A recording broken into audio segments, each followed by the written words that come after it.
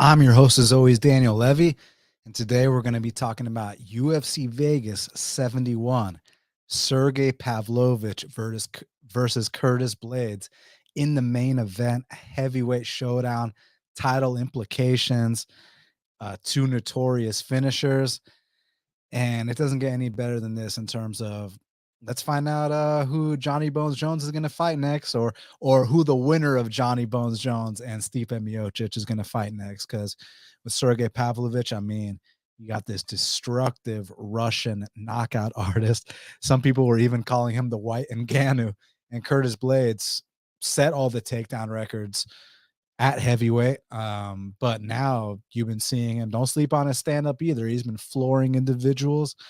So what a main event. Lots of things to cover. So without further ado, let's get right down to business. So in the main event, in the heavyweight division, we got Sergei Pavlovich. He's 17-1, taking on Curtis Blaydes, who is 17-3. And currently, they got it.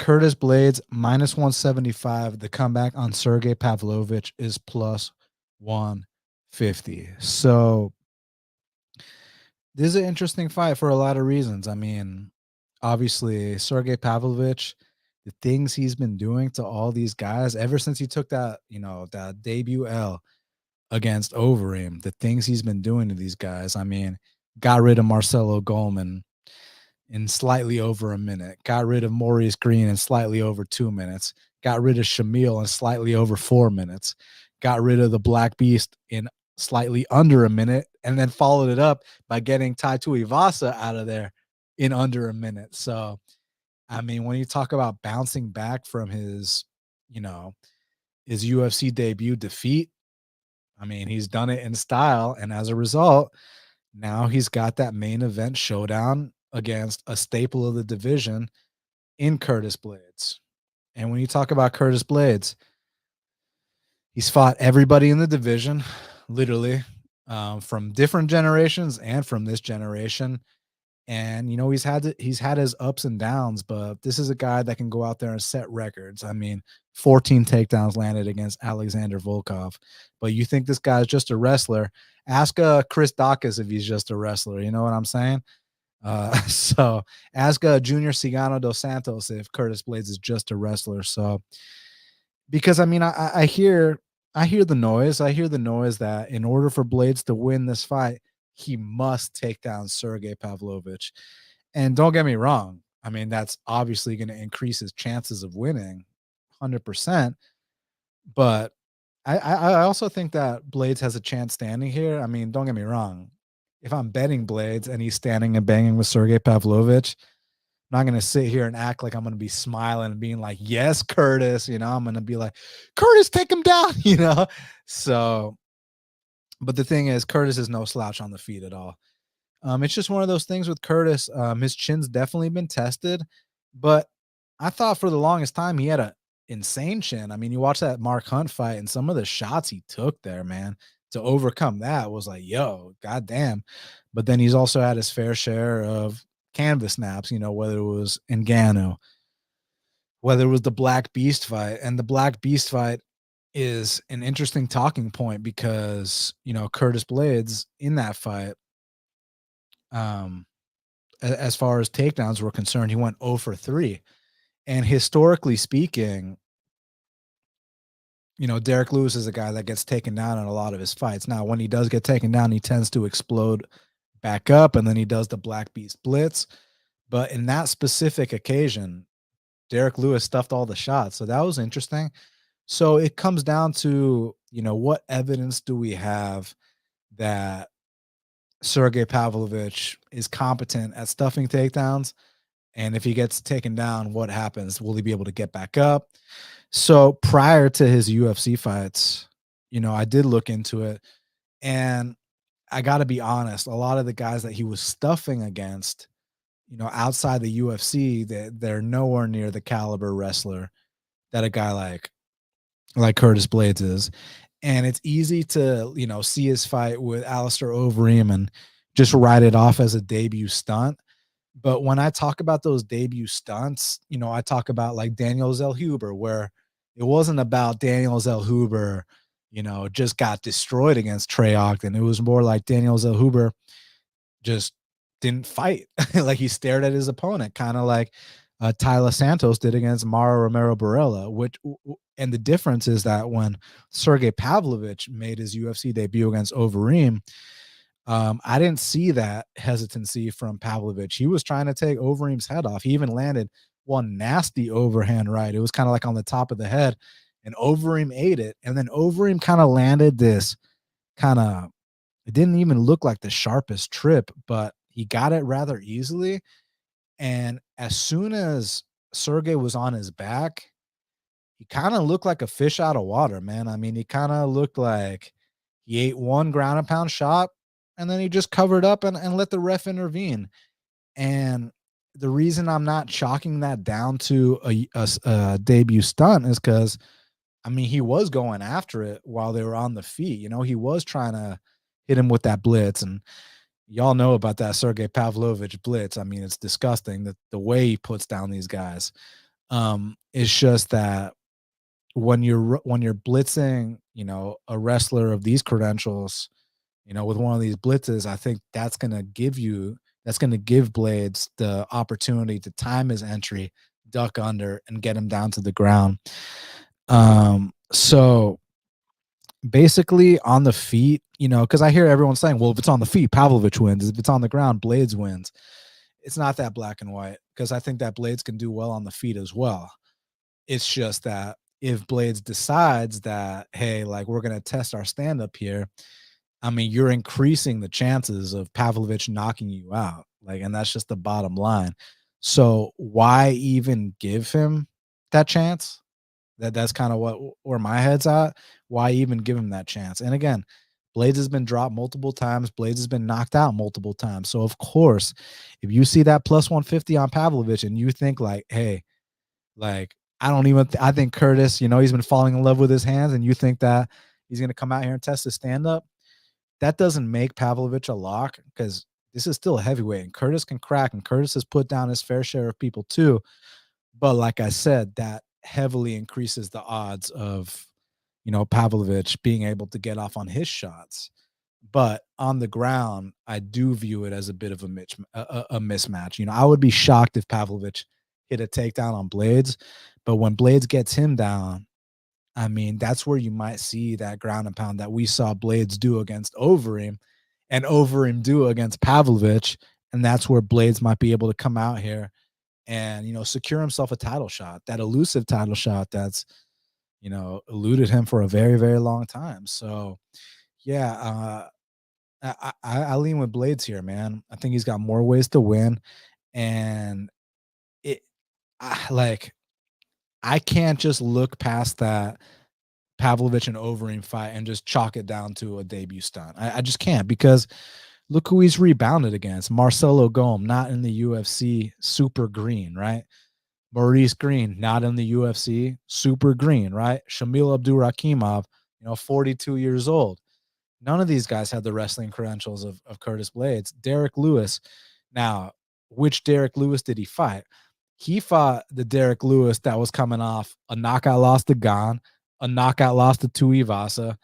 So he already fought the Derek Lewis that was on his way out, the Derek Lewis that no longer had title aspirations. And I'm not going to diminish that knockout. People try to say that was an early stoppage. Like, dude, Derek face planted. That shit was not an early stoppage. Sergey got him fair and square.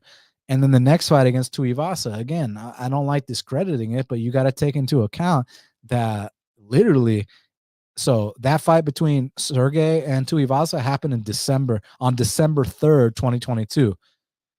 I said December 3rd, 2022. Well, go back a little bit to September 3rd, 2022, and Tuivasa took a whooping of whoopings against Gane and got badly starched. And he just comes back a few months later against one of the heaviest hitters.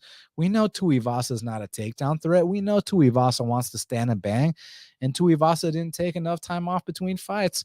And as a result, he got starched. So while you got to give Pavlovich his credit for handling these guys accordingly, no questions asked, And of course, it's a heavyweight fight. Blaydes, like I said, he's been dropped, he's been knocked out. So yeah, of course, there's a chance Pavlovich can knock him out. But the thing about it, man, is that Blaydes has been getting a lot more comfortable on the feet. So Blaydes is not. I'm not counting him out standing. I'm just saying if he decides to stand, that increases Pavlovich's odds. But I'm not counting out Blaydes' chances. But I am counting out Pavlovich's chances should he be taken down and end up on his back. And that's where you can see that vicious ground and pound that Blaydes actually showed against Ngannou, and that Ngannou showed against Pavlovich. So, I'm not trying to do MMA math. I'm just trying to say that Pavlovich off his back is a massive red flag. And, you'd think for a Russian that his wrestling would be, you know, up there, but he's one of those striker Russians, kind of like a Alexander Volkov, different body type, of course. This guy's built like a fucking refrigerator, and he's more of a one hitter quitter guy than a kind of volume accumulation guy. But yeah, he's not, it's not like we're dealing with like Islam or Habib where like, you take them down. If you get lucky to take them down, they're going to pop right back up. They're going to scramble. They're going to do the whole bit. So yeah, I think I got Curtis Blaydes to come out here, take this man down, pound him out, and secure your title shot. But again, like if you see the value on that plus 150 on Pavlovich, you see the current run he's on, and of course that he can knock anybody out that's going to stand with him. But that's his only path in this fight, as far as I'm concerned. Whereas I think Curtis has a chance on the feet, but he's got an even better chance on the mat. And if he fights smart and takes this guy down, I think he dominates. So I've been really enjoying Sergei Pavlovich's run. And obviously I enjoy guys that knock people out more than I enjoy people that lay on people. But at the end of the day, who cares what I like? I'm more interested in where the value is and where I perceive the value is and what I think is going to happen. What I think is going to happen is Curtis Blaydes is going to take this guy down and smash him. So for that reason, I'm going to go with Curtis Blaydes in the main event. Co-main event of the evening in the middleweight division, we got Brad Tavares. I like to call him Hawaiian Bisbing. He's 19-7. He's taking on Bruno Blindado Silva, who is 22-8. Currently, they got it. Brad Tavares minus 160. The comeback on Bruno Blindado's plus 130. So I have a bet on this fight. I took Bruno Blindado and I took him at plus 155. So I've already beat the current line movement by 25 cents. So I felt like I did my job regarding that. And this is an interesting fight because, Brad Tavares has been a staple of the UFC a very long time in terms of just, he's always been just a tough gatekeeper to the top 15.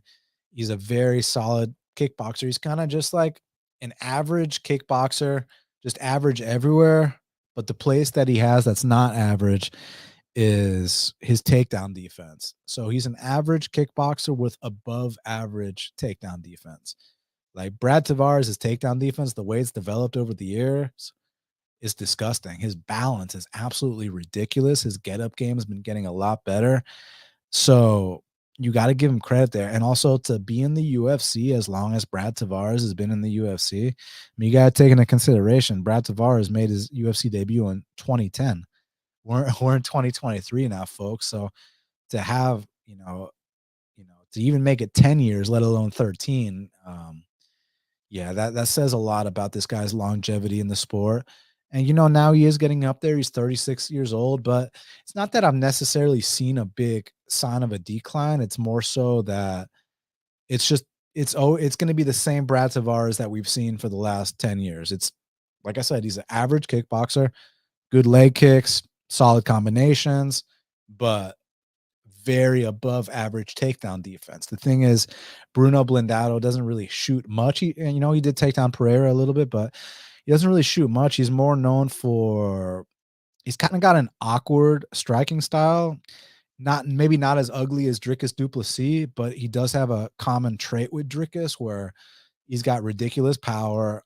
He trains out of Evoluciao Tai, with Master Andre Dida, a guy responsible for Francisco Trinaldo, responsible for Neto BJJ, Joaquin Silva. So they got a lot of killers at that camp, and they got a very unique style. They love to brawl. They love to knock people out.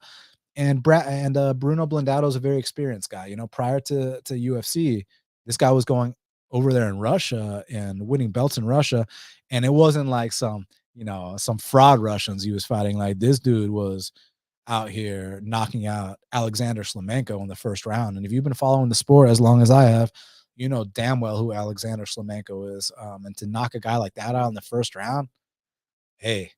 And to prove it wasn't a fluke, his next fight, he took on a guy named Artem Frolov, not Artem Lobov, Artem Frolov, who, was 11-0 at the time. And they had a war, man, and it got to the fourth round. And eventually you saw that devastating ground and pound by Bruno Silva was able to get him out there, punch his ticket to the UFC. And then he was supposed to make his UFC debut against Duran Win, and I thought he was going to mop the floor. I thought he was going to destroy Duran. I thought it was going to be like a double max bet, but unfortunately, he popped. So it ended up being Duran Win versus Eric Spicely. It was on the same card that Korean Zombie fought Renato Moicano in. And I wanted to go big on Bruno Silva against Duran Win, but so he takes his licks, he takes his time off, then he comes back and riles off 3 disgusting knockouts to start off his UFC career. And then he had an absolute war with Pereira, where the first 2 rounds were very competitive, back and forth. He was going toe to toe with Pereira. The third round, that's when Pereira clearly got the third round, but the first 2 rounds were competitive as hell. So his first 4 UFC fights, I thought he looked super impressive. It's just, his last fight against Gerald Meerschaert, I don't want to discredit Meerschaert because he's known for having, from time to time, he'll upset a young prospect like he did to Mahmoud Muradov, like he did to Bruno Blindado. But I kind of think it was an off night, man. And I mean, the reason I think that is, so we have a 5-fight sample size of Bruno Blindado in the UFC. And he's only looked like shit one time, and it was that GM3 fight. And I mean, it wasn't even just like him looking slow out there. Like, his body looked different. It was like, did he get food poisoning the night before? Was he thinking to himself, like, bro, like, I just went toe to toe with Alex Pereira. The fuck is GM3 going to do to me? Did he underestimate him? I don't know. And again, I don't want to take away from GM3 because he's a longtime vet of the game and a very savvy guy. But I want to give Bruno another chance because that fight wasn't really indicative of the performances I saw from Bruno leading into that. That wasn't the Bruno I know. And one thing I learned last week, like with Zell Huber, is sometimes it's okay to give these guys a second chance. Like, we're all human, and people can have off nights. And now, if Bruno does it again, okay, then moving forward, then we're like, all right, maybe he's just not the guy we thought he was, but I'm willing to give him that second chance. Kind of the way I see this fight going is that, look, the leg kicks are going to be there for Brad Tavares. He still has some sharp counters, doesn't necessarily have the most power. But one thing I think Bruno can capitalize on is Brad Tavares. He kind of backs up in a straight line. And that's where I think Bruno can kind of get off on some unorthodox blitzes, kind of like Drickus did to Brad. And I also have always questioned the chin of Brad Tavares. And, okay, yeah. Did Robert Whitaker knock him out? Sure, but so did Tim Bosch. So did who was the other guy that knocked out Brad Tavares? Edmund Shabazian. Yeah, and back to the Edmund Shabazian fight, that was immediately after the Izzy fight where, man, Brad took a fucking whooping in that fight. A whooping. Like, it was bad. And I just don't feel like he's looked the same since. I know he's won a couple fights, but what were those fights? Antonio Carlos Jr., 0 threat standing.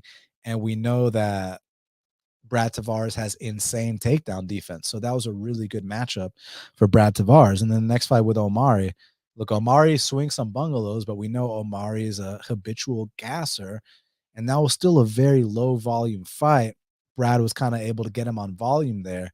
Whereas I think if Bruno's at his best, I think he's going to be coming after Brad all 3 rounds. So, I also think that if we were just coming off the Pereira loss, that this would either be minus 110 a piece or possibly even minus 150 Bruno Silva. So when I cap it like that, I had to take the plus 155 odds on Bruno.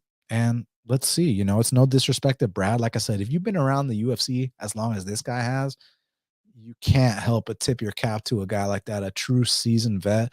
And he's always had the same style. Like I said, just a solid kickboxer with above average takedown defense. So I think that there's, you know, Brad's going to land some shit too. You got to accept that. But I think that Bruno Silva is going to land the more impactful shots and possibly get a knockout along the way. So this was one I was willing to roll the dice on. So I took 2 units at plus 155 on Bruno Blindado Silva, and I think he's getting back on track Saturday. Featured bout in the lightweight division, we got Bobby King Green. He's 29-14, taking on Jared Flash Gordon, who is 19-6. Currently, they got it. Bobby Green minus 275. The comeback on Jared is plus 220. So what's interesting about this fight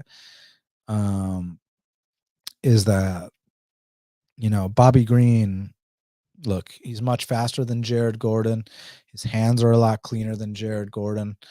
But Bobby Green doesn't always fight how you want him to fight, right? And my evidence of that is look at all those split decisions he lost where it was like, dude, like I felt like he could have won some of those fights, whether it was the Drakkar Close fight, whether it was against the legend Masuranduba Trinaldo, even the Thiago Moises fight, like just a little more effort, even the draw he had with Lando, like a little more effort, a little bit less fucking around. And I think he can win all those fights, man. And the thing about it is when you have to lay close to minus 300 on Bobby Green and you don't know if you can trust him to fight how you want him to fight, not to mention he's coming off 2 brutal knockout losses, man. I mean, I get to one was to the champ, no doubt, but like he still took damage. And then the last one against Dober, yes, he was lighting up Dober early, but man, he got slept. And now, he's about to be 37 years of old, coming off 2 knockout losses, and we're expected to lay minus 300 here. The thing about it, like I said, Bobby Green should win this fight because he's much faster. He's like his hands are so much cleaner. His takedown defense has always been on point. It's just that Bobby Green doesn't always fight like you want Bobby Green to fight. He fucks around a lot. And the thing about Jared, look, Jared's going to be the slower guy, no questions asked. But Jared fights at a high pace, man. Jared does push that pace. Jared can land those opportunistic takedowns at the end of rounds to kind of steal them off. So while there's definitely a speed disadvantage for Jared, no questions asked, I thought there was a speed disadvantage for Drakkar Close against Bobby Green. I felt like Masuranduba Trinaldo is slower than Bobby Green. I feel like Lando Venata slower than Bobby Green. I feel like a lot of these guys are slower than Bobby Green. It's just that, Bobby Green, if I'm going to lay chalk on him, it's going to be, under minus 200 against Nasrat, where I know for a fact that he can double or triple him up on strikes, right? Whereas I'm not convinced that's the case here because Jared is one of those guys where like it looks ugly when you watch the tape on it, but he'll surprise you sometimes with the pace he pushes. And if Bobby's thinking retirement, which I heard he is, again, you guys got to consider Bobby Green is like about to be 37, man. He's coming off knockout losses. He's known for not fighting to the best of his abilities. Like if you had the controller with Bobby Green, then we'd max bet Bobby Green here, but we don't have the controller. We don't know what's going through his head. And quite frankly, I can't trust him at this price. So I'm going to pick him because historically speaking, he should win this fight. But to lay that price, I need to know that you're not going to fuck around. And I don't know that he's not going to fuck around because his style is fucking around. His style is hands down. Talk to your opponent. You get hit, but you act like, you brush off your shoulders, act like nothing happened. And then, and then he coast a little bit and then he ends up losing all these close split decisions. And it's been happening for years, man. So I would not be surprised at all to see Jared Gordon come out here and win a controversial split. My pick will be Bobby because I think if it's both of their best nights, Bobby is the better guy here. But I just don't trust Bobby at that price, period, point blank. So it's a pass for me, but it's a dog or pass situation, but I will pick Bobby Green. Because like I said, on his best night, I think he beats this guy. But will this be his best night coming off 2 brutal knockouts? Almost 37, talking about retirement? Not convinced. So I'm all good on that. Next up in the flyweight division, we got the return of Iasmin Lucindo. She's 13-5, taking on Brogan Walker, who's 7-3. What a name, right? Currently, they got it.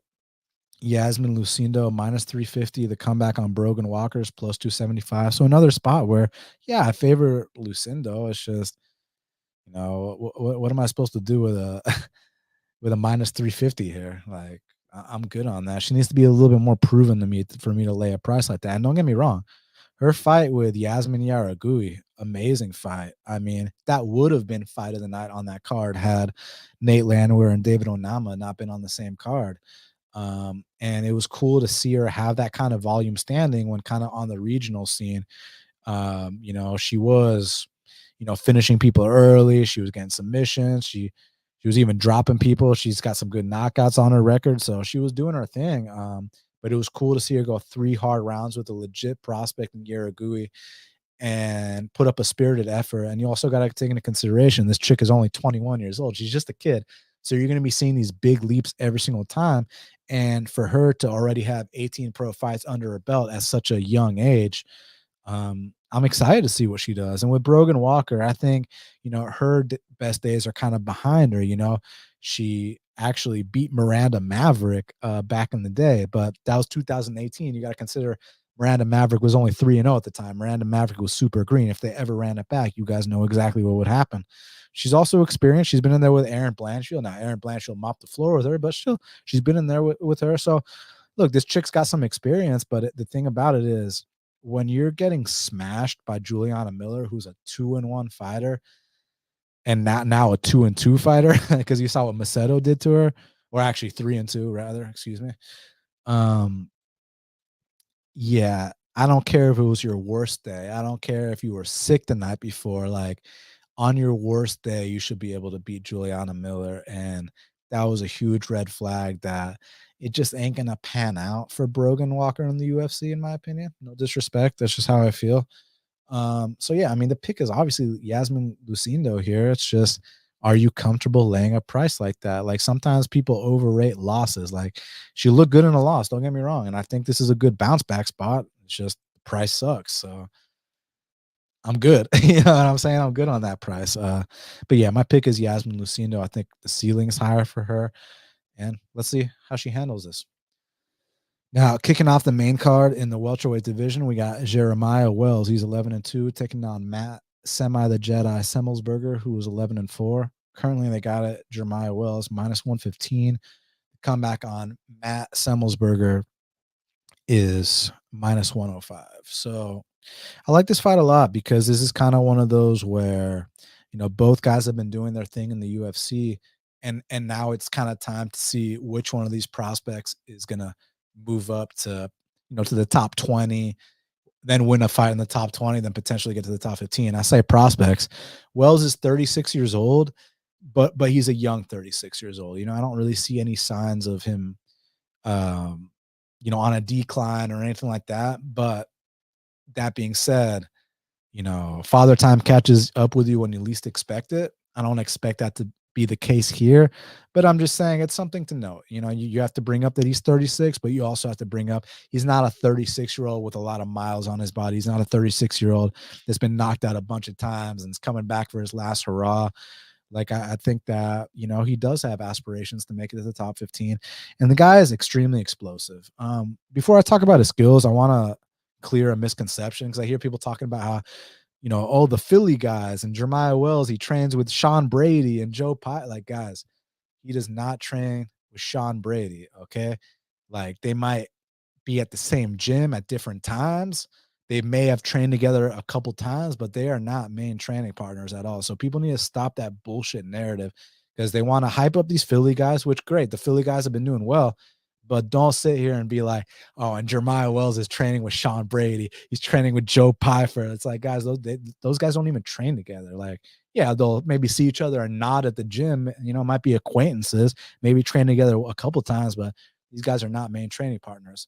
The people that Jeremiah Wells has brought into this camp, I actually liked what I heard. He's brought in some tall guys to mimic Matthew, because Matthew Semelsberger is a very tall guy for the weight class. So Jeremiah Wells actually brought in Randy Brown, who I think is a great look for this fight. And Jeremiah Wells, super explosive, man. Has to fight in bursts, because you guys know the deal. You're driving 100 miles per hour on the highway. I mean, you think that your gas tank is just going to go up, or you think it's going to go down if you're going 100 miles per hour? Of course, it's going to go down. So he has to fight in bursts. And he also has a Brazilian Jiu-Jitsu black belt under Daniel Gracie, which is something you absolutely have to respect. And that's actually what I'd be more worried about here.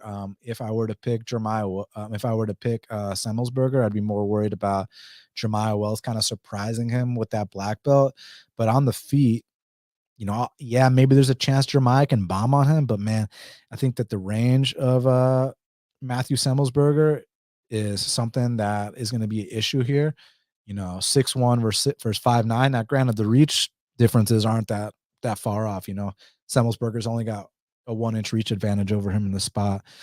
But Semelsberger's a guy to me he's been improving a lot, man. I mean, like when he came into the UFC, was super green, got a couple layup fights, but every time he's been giving a step up in competition, like I know he lost to Chaos and to Morano, but like I thought he fought well in both those fights, and I felt like it was one of those things where you keep giving this guy more experience, you keep testing him, and he's going to be showing improvements. Like, so you go from the Chaos fight, and then he beat a couple, kind of lower level guys, and he gets the Morano fight, and he's down 2 rounds and goes in there and drops Morano in that 3rd round. Like the guy will go for it. He's been getting a lot better about his get up game, which might have been kind of an issue early on in his career. And then in the Jake Matthews fight, I mean, he went out there and dropped him every single round. And that was Jake Matthews coming off the Fialho performance where people were singing Jake's praises. People were saying that was Jake Matthews 2.0. Well, Matthew Semelsberger mopped the floor with Jake Matthews 2.0. So here with the Jeremiah Wells fight, it's very, very intriguing. My biggest concern is the black belt of Jeremiah Wells. I think it's I think he's underrated on the mat for sure. But if you go back to Jeremiah Wells' regional fights and you watch that fight he had that went 5 rounds when he wasn't able to close the distance on that guy, when he wasn't able to badly compromise him, he kind of gets into this mode where he just kind of circles and stares, and like that is not good. And I just don't feel like in the UFC we've had enough sample size to really see what happens when these fights get extended. Because like when you're in there with Court McGee, who is 85 years old, no disrespect to true vet of the sport, but like, look, he launched him into outer space, but the speed difference between the two was night and day, man. Court's on his way out.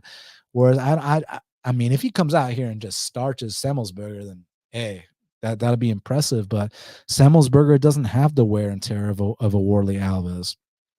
Semelsberger doesn't have the wear and tear of a Court McGee. Semelsberger doesn't have like one pro fight like Blood Fraud Diamond. You know what I'm saying? So this is actually the toughest opponent Jeremiah Wells has fought inside the octagon.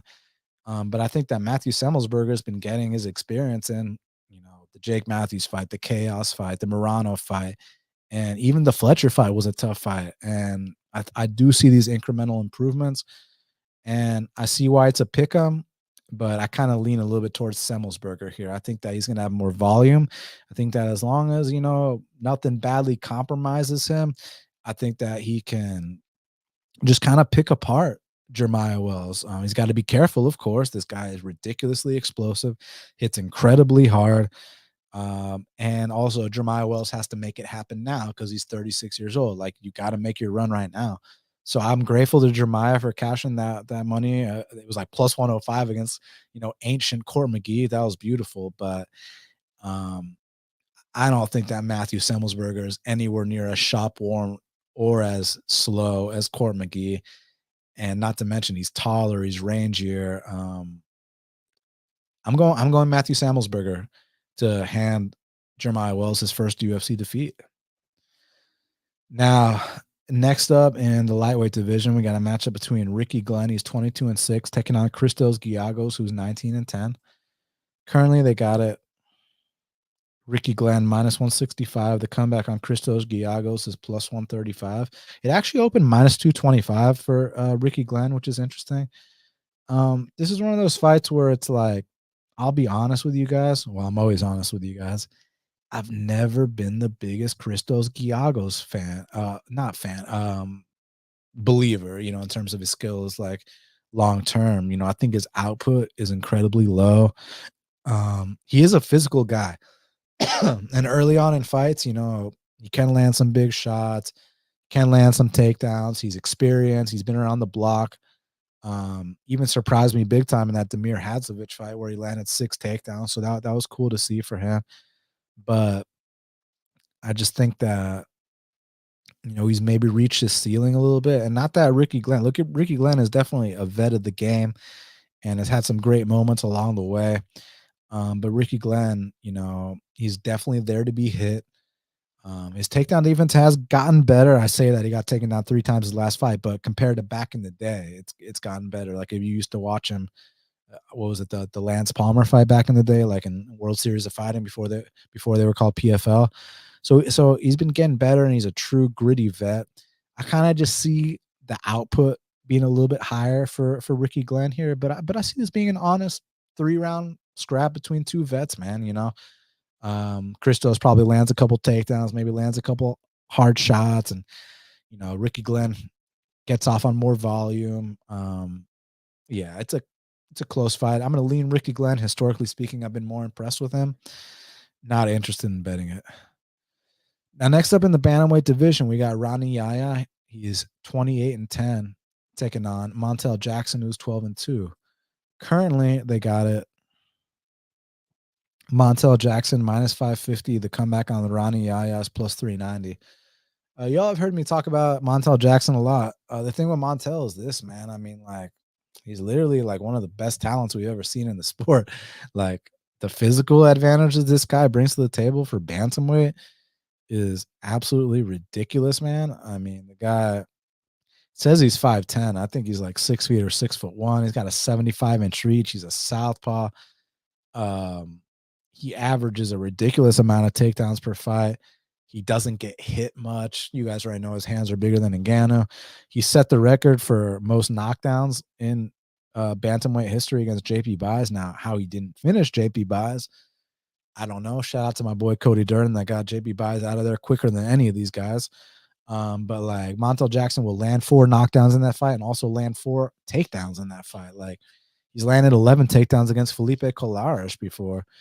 So, I mean, the guy is a very special talent.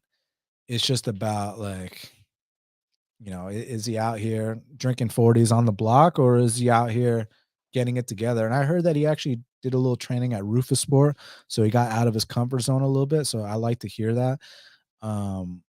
And like, at what point is this kid gonna have his breakout performance? Because like I've been waiting for it since his UFC debut in 2018. Now we're in 2023, and it still hasn't happened. And they give him so many opportunities, man. But here with Rani Yahya, Ronnie's got insane jiu-jitsu. I've been watching this guy since the WEC, like since 2007. I'm a massive fan. I love my jiu-jitsu guys. And let me just say this, JP Buys full mounted Montel Jackson literally like less than a minute into the fight. So if he can do that, I know Ronnie can do that. It's just the longer this fight goes, that's when you're going to see Ronnie start to gas a little bit. That's when Ronnie is going to, he's going to flop to his back and tell Montel to come into his guard. Then Montel's going to make him get back up. The crowd's going to boo a little bit. Hopefully for Montel's sake, he can get him out of there at some point. But, I've been wanting to see Montel get a lot of these guys out of there, and he just doesn't do it. It's like he'll drop these guys, like, but he just won't. He's landed 5 knockdowns in his last 2 fights, and he didn't finish either guy. Even in fights he's lost, like against Brett Johns, knocked him down easily in the first round, and then just let his foot off the the pedal. I don't know what happened. Chase Hooper was able to TKO Felipe Colares, but Montel Jackson didn't. Montel Jackson beat his ass, but he still didn't get him out of there. So I'm kind of surprised. Like, I don't want to question his killer instinct. It's just maybe the lack of urgency. I don't know, because the guy is so damn talented. It's just you want to see him finally put it together. And Ronnie, all respect, you're a legend, but I gotta imagine Ronnie's 1 or 2 fights away from retirement. And if Ronnie can't get that early sub, Montel could, beat his ass, to put it lightly. So yeah, I'll go Montel Jackson here. Next up in the featherweight division, we got Karol Rosa. She's 16-4, taking on Norma Dumont, who's 8-2. Currently, they got it. Norma Dumont minus 115. The comeback on Karol Rosa is minus 105. So a little housekeeping. An open minus 225. Karol Rosa. A lot of action came in on Norma, and also Karol Rosa is moving up to featherweight for this fight. I like Karol Rosa here, man. I've always liked Karol Rosa because one thing that stands out about her is she puts up ridiculous volume for the women's divisions. In her debut, she landed a knockdown. She landed 171 significant strikes. Her next fight, 120 significant strikes. Against Batgerel, 125 significant strikes. And against Jocelyn Edwards, who's actually like a pretty decent striker, Karol Rosa, mixed things up and landed 4 takedowns in that fight. Now, I know the Sarah McMahon fight didn't go her way. At least the first 2 rounds didn't. But, Sarah McMahon's an Olympic wrestler, silver medalist, something that Norma isn't. And also, I thought that in that 3rd round, Karol Rosa responded really well, just, too little, too late kind of thing. But Norma Dumont, she's got some great assets, if you know what I mean. But, like, to me, she's just kind of just solid, nothing special, right? Like, and I mean, she lost to Megan Anderson and Macy Chauzan, so that should let you know that she's average, man. Her last fight against Daniel Wolf, who's a 1-0 fighter, come on, son. She beat Aspen Ladd in one of the worst fights I've ever fucking seen in my life. She beat Ashley Evans Smith and Felicia Spencer, and the numbers are not standing out. They're not impressive.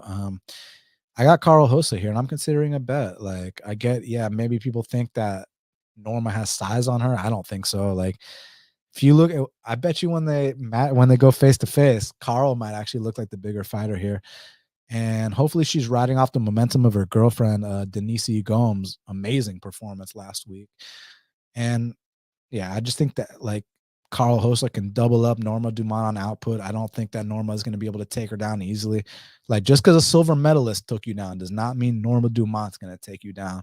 So I see Karol Rosa just being the better fighter here. And for that reason, I'm going to pick her and possibly better because, like, I don't really line it a 50-50 fight. I kind of see it maybe 60-40 for Karol, and it's -105. So I kind of feel like, I have to go in there and take my chances. So yeah, I got Karol Rosa here. Just double her up on volume, stuff her shots, and win this decision. Now, next up in the heavyweight division, we got Mohammed Usman. He's 8-2, taking on Junior Tafa, who's 4-0. Currently, they got it. Junior Tafa -115. The comeback on Mohammed Usman's -105. This one opened. Oh, it actually opened. It says here it opened -120. Usman +100 Tafa, but I swear Tafa was like a -200 favorite at one point, and a huge action came in on Usman. Some sharps that I respect came in on Usman and steamed this down. I've been familiar with Usman a long time. He actually fought NFC heavyweight champion Brandon Sales, and Brandon Sales was able to ground and pound this dude out. So just to put it bluntly, Mohammed Usman's not good enough to win the NFC belt. He lost to our champ.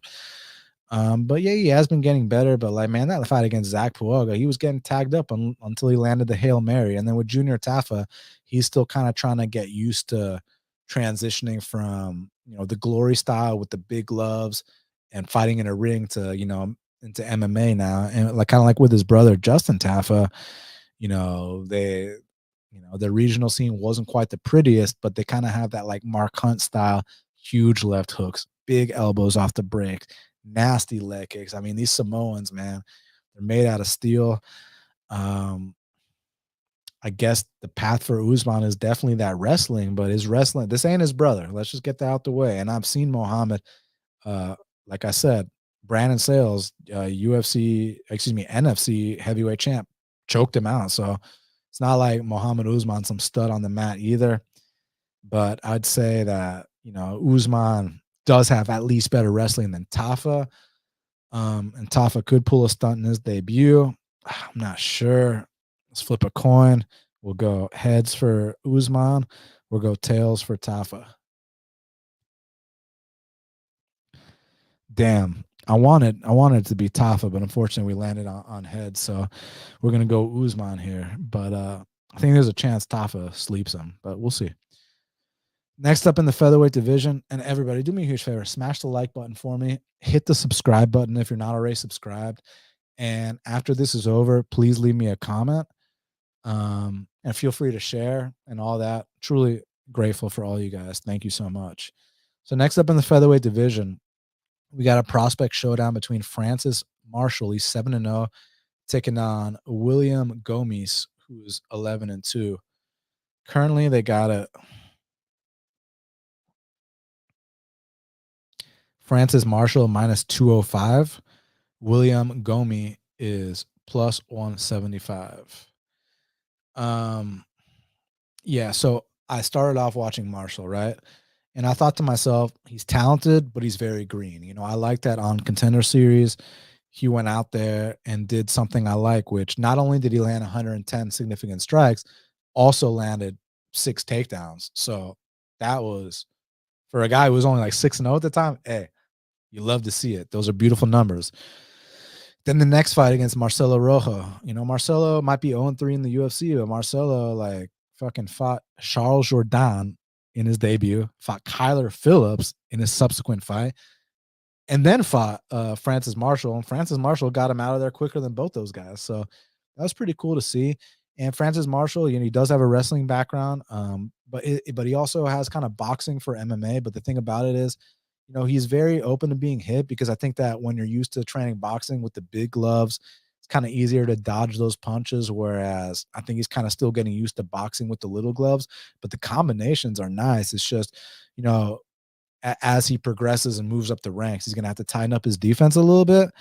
But luckily for him, he still has a great chin, and he's taking on another kind of inexperienced guy in William Gomis. And look, William Gomis is definitely an athletic guy. He's definitely a physical guy, but man, so I told y'all I watched Francis coming out thinking, look, he's talented, but he's green. But then when I watched Gomis, bro, I was not impressed at all. And I'll tell you why. I cannot stand these guys that don't push a pace, that fight with such low output. I mean, in a 3-round fight, guys, William Gomis only landed 32 significant strikes, and he was up there against a Dutch kickboxer that's got no ground game. And the Dutch kickboxer locked up a triangle on him in that 3rd round, reversed positions on him, got back up from his takedowns, and then on the feet, man. William Gomis isn't fighting behind jabs. William Gomis, he'll throw some, kind of has like this weird, I don't know if it's a karate style or like a sanda style or whatever, stands from that southpaw stance, does nothing, chills, and then we'll throw like a flying kick, or like we'll throw an occasional kick, and has a decent body lock. But I think it's gonna be a lot harder to take down an American wrestler in Francis Marshall than it is to take on some dude from the Netherlands who's probably wrestled twice in his life, right? So yeah, so like I said, after the Marshall tape, I was like, man, he's green. A much better seasoned guy is definitely gonna be able to show this kid a lesson. But Gomi, I watched him, I was like, oh my God, like there's no output whatsoever. There's like not really much process in his game. He's just big, he's physical, and he's athletic. And that's about it. So this is a really good matchup for Francis Marshall as far as I'm concerned. I think he's going to double him up on strikes. I think that if he happens to get taken down or overpowered, I think he can get back up. I think he can land takedowns of his own. So I just think he's the much better prospect here. I was actually blown away by how unblown away I was by William Gomis, because like I saw the plus 170, thinking Francis is green. Oh man, this might be a good dog spot. And then I watched Gomis, so I was like, your output is trash. Like his output is awful. Like I said, I just don't like his process. I think he's got both guys got a lot of work and cleaning up to do, but Gomis has got a lot more. I just don't see it panning out long term. So for that reason, I got Francis Marshall to come out here. Like I said, look, there's always a chance that Gomis, he's athletic, he throws big kicks and this and that, but you'll have to wait every 2 minutes for him to actually throw something, right? His output is insanely low. It's so bad, his output, and I love to pick against guys with low output when we have someone who has proven to me that in the same fight that Francis Marshall went out there and landed 6 takedowns, he also landed 110 significant strikes. So yeah, I got Francis Marshall here, man. Yeah, I think he outworks William Gomis. William Gomis' work rate sucks. Maybe he can change it up, or maybe he can catch him with something big. But if that doesn't happen, man, Francis Marshall, his process, his technique, I just think he's way better. So I got Francis Marshall.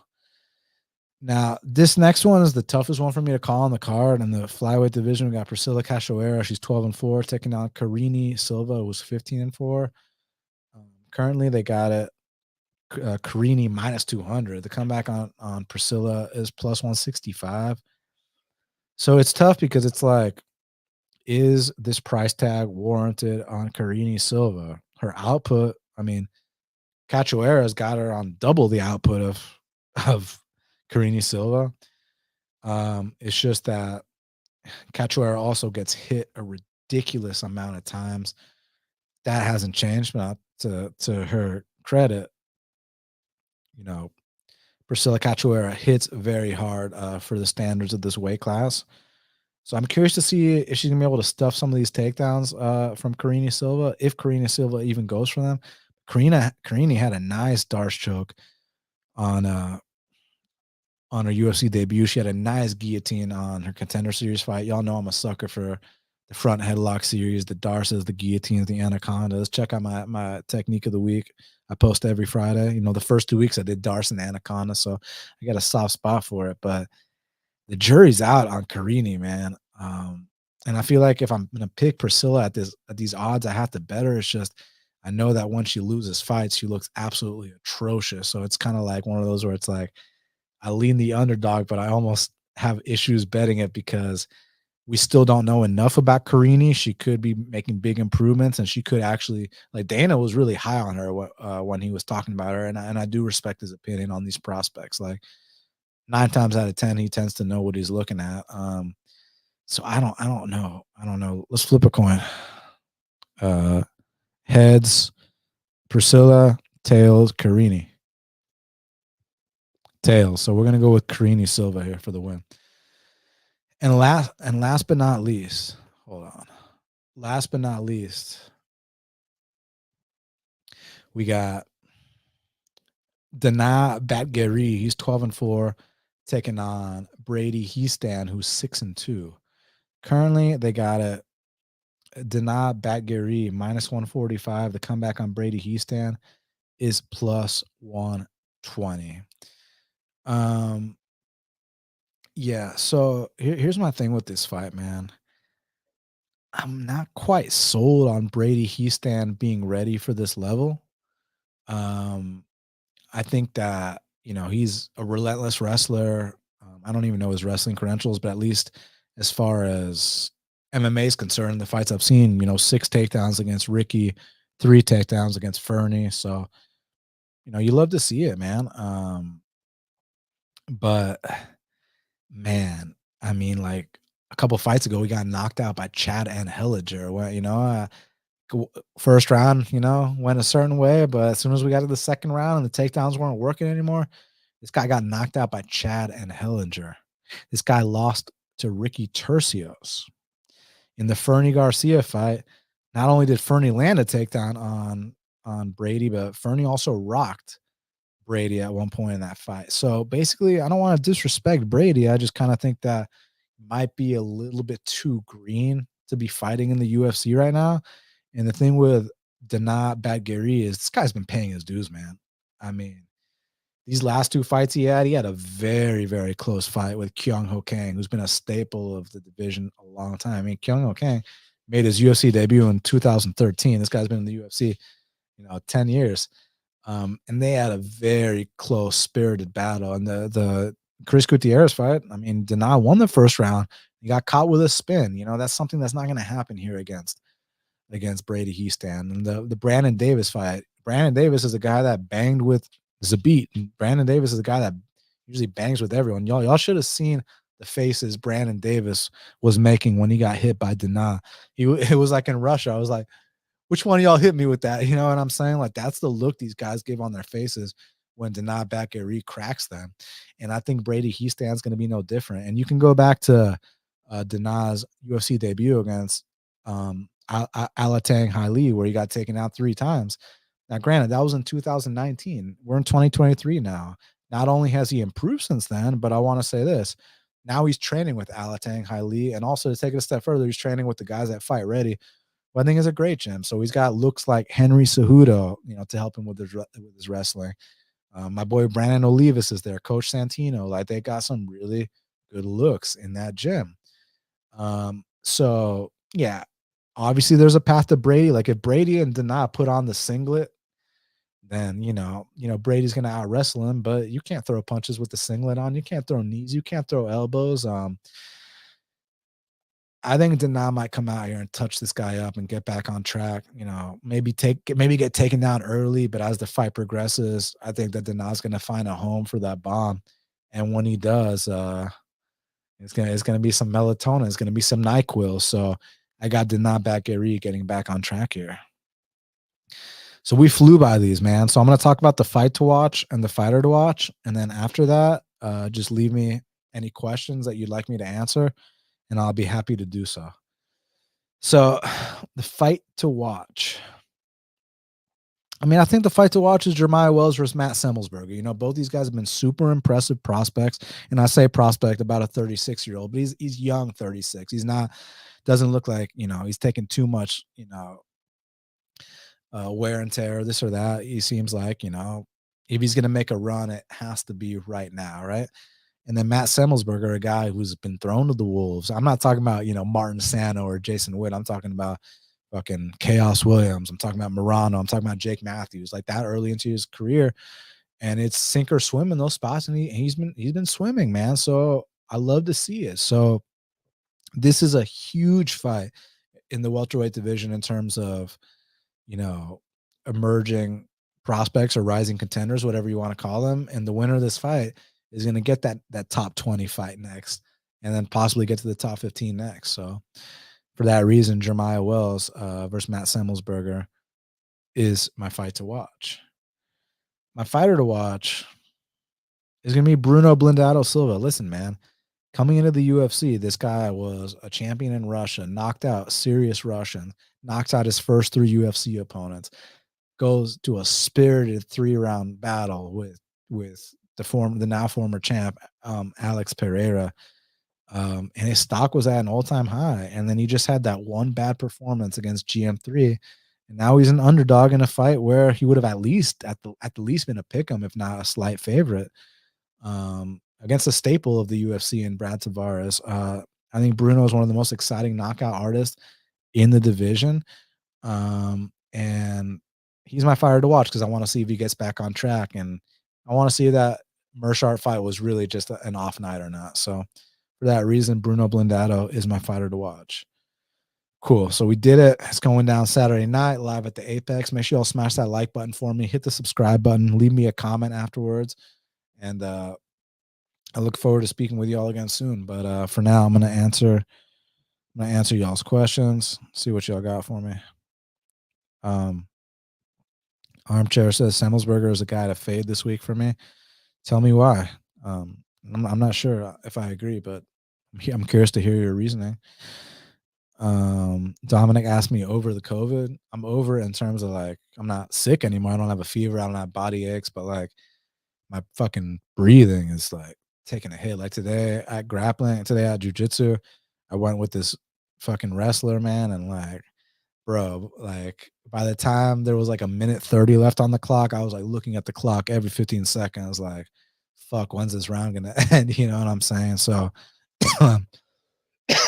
so yeah, just slight breathing issues. My lungs kind of feel the thing about COVID, because people were, when I said I had COVID, people were like, oh, you're gonna cry about having the sniffles. Like fuck you, man. If I just had the sniffles, I wouldn't give a shit. It's not about sniffles, it's not about fever, it's about what it does to your lungs, right? It kind of feels like your lungs are super heavy and it's like hard to breathe. It's hard to catch that one good breath. That's kind of where it fucks me up. I don't give a fuck about no sniffles. Are you kidding me, bro? I can deal with that, but yeah, it's just the breathing part, feeling lightheaded from time to time. So I'm getting over it. I'm big step in the right direction. Also, shout out to my buddy John Kelly. His wife is going through it too. So we send our positive energy to them for sure.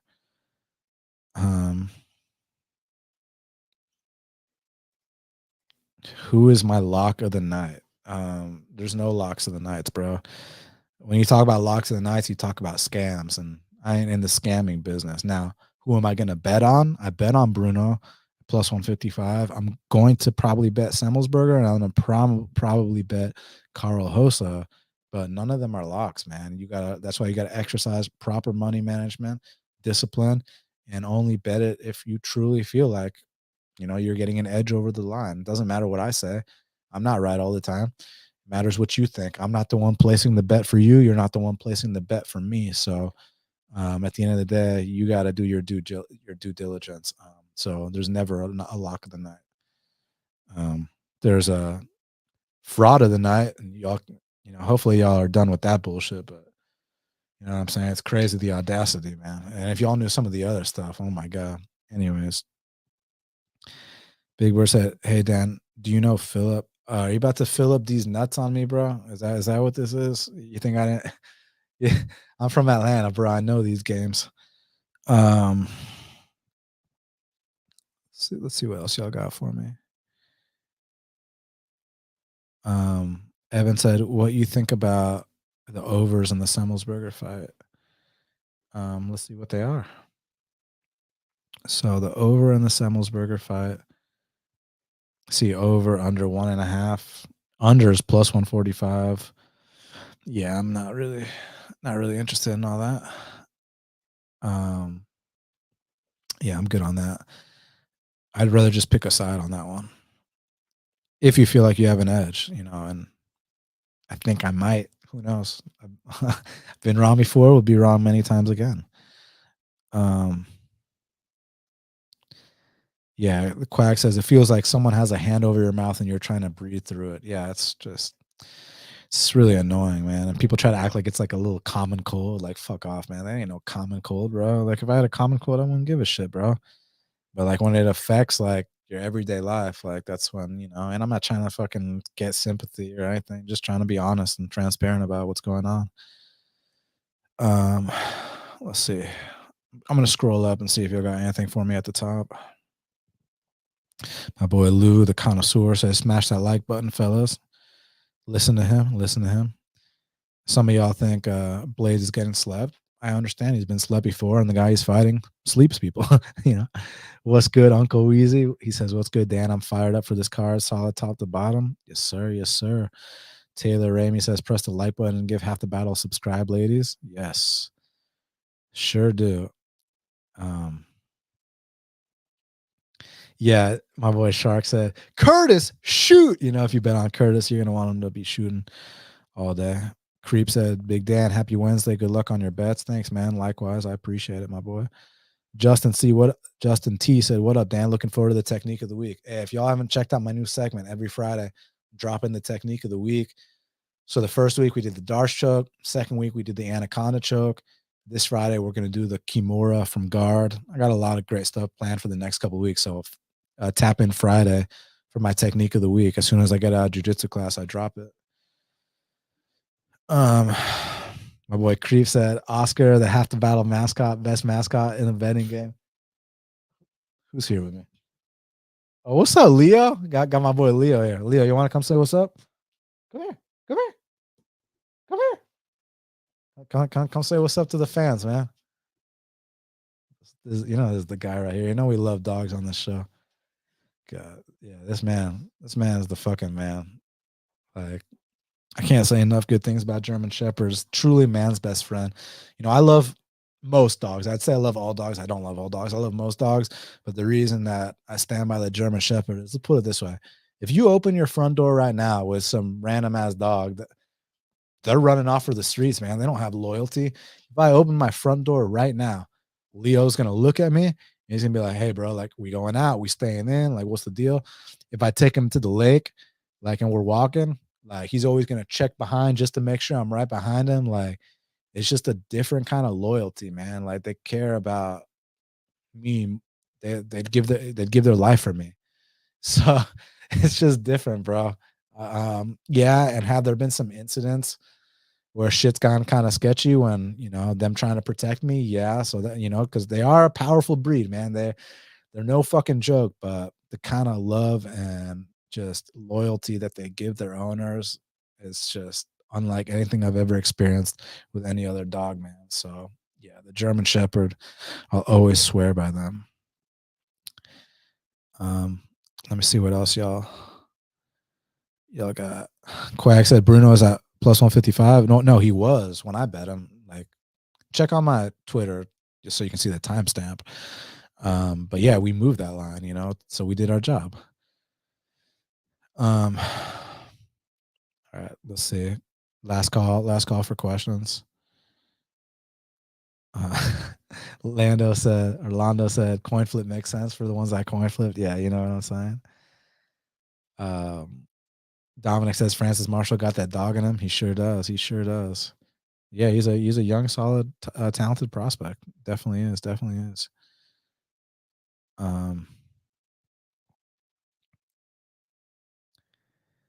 My guy said, "Who's the fighter to fade the sacrificial lamb?" It's a good question. It's tough to say on this card because like a lot of these lines are super wide. Like Brogan Walker ain't shit, but you got to lay fucking minus 350 to fade her. Yahya, much respect to the legend. I love that guy, but you got to lay minus 600 on Montel. So there's not there's not like a nicely priced mismatch, which is what we like to look for, So there's no value. We pass. We're not in the business of forcing bets. Rips and Pick said, "What up, Dan and chat? Let's get some money. Let's do it." Armchair said, "Dan isn't in the scam business. He's in the orange hoodie business." Hey, shout out to my boy Bud Crush hooking me up with this beautiful hoodie. Dude makes some fucking awesome stuff. All right. Anything else? Will you watch the Tank versus Garcia fight? If so, who you got? Yeah, I'll watch it. I don't know. I mean, Tank's short, explosive. Garcia, super fast, long. Great fight. What are the odds on that? Taylor said, as a lifelong hound owner who just got a guardian breed, guardian breeds are a special type. My new guy is badass. Love to hear it, man. Love to hear it. All right, guys. Thank y'all so very much for everything, man. Truly appreciate it. The support y'all have shown me, not just this week, last week, but throughout the years. Something I don't take for granted. So thank you. Seriously, thank you. You guys can always hit me up. My DMs are open. I'm always down to chat with anyone that supports me. For sure. Like y'all got my back, and just know that I got yours. And I've been having fun with these contests. We give out all those Cody Dern autographs, and then someone had to guess how many significant strikes Max Holloway was going to land. So I got him on a Magomed Ankalaev autograph that should be arriving to him soon. And I'm down to do some more of these giveaways. I have a Rob Font autograph I want to give out for my next one because he just had that amazing knockout over Yanez, and I know y'all really enjoyed that. I know a lot of y'all cashed on that, so I'm sure y'all want that Rob Font autograph.